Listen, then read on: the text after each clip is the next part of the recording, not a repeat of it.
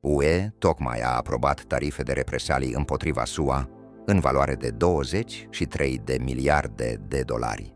Aceste taxe vor lovi produse americane precum oțel, bourbon, blugi și unt de arahide.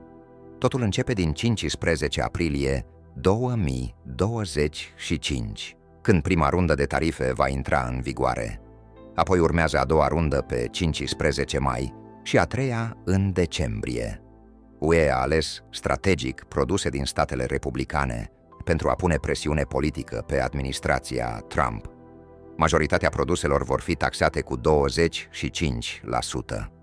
Exporturile americane de oțel vor fi grav afectate, industria deja înregistrând scăderi de 1,9% în aprilie față de anul trecut.